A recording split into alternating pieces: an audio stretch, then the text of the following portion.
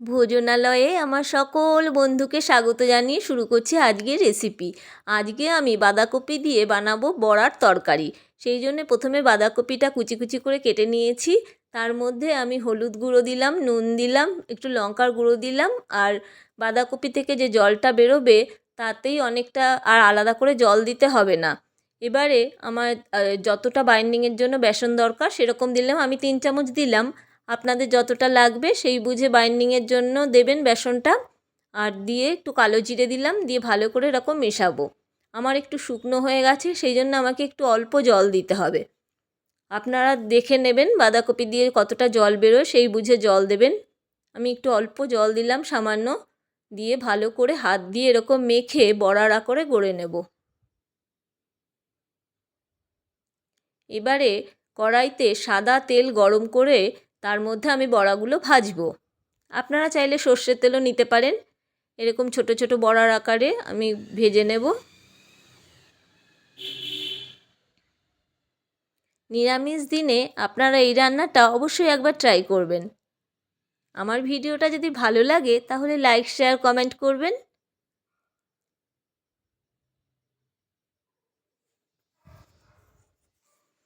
একঘেয়ে বাঁধাকপি খেতে ভালো না লাগলে এইভাবে বাঁধাকপি রান্না করে খেতে পারেন। এবার এক পিঠ ভাজা হয়ে গেলে বাঁধাকপিগুলো আমি আর এক পিঠ উল্টে দেবো।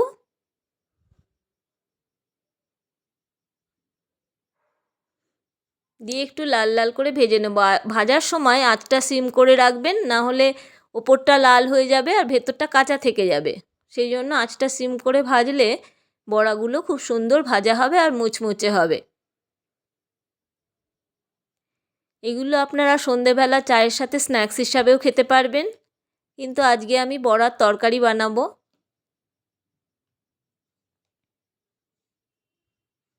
এবারে তেল থেকে সব বড়াগুলো এরকম তুলে নেব। তারপর ওই তেলের মধ্যেই আমি গোটা গরম মশলা ফোড়ন দেব। এলাচ, দারচিনি আর লবঙ্গ। এবার ফোড়নের গন্ধ বেরোলেই আমি ডুমো ডুমো করে কেটে রাখা আলু এর মধ্যে দিয়ে দেবো, আর সামান্য একটু হলুদ দিলাম। দিয়ে আলুগুলো খুব লাল লাল করে ভেজে নেব। আলুগুলো একটু লাল লাল করে ভেজে নিলে খেতেও ভালো হবে আর কাঁচা গন্ধটাও চলে যাবে।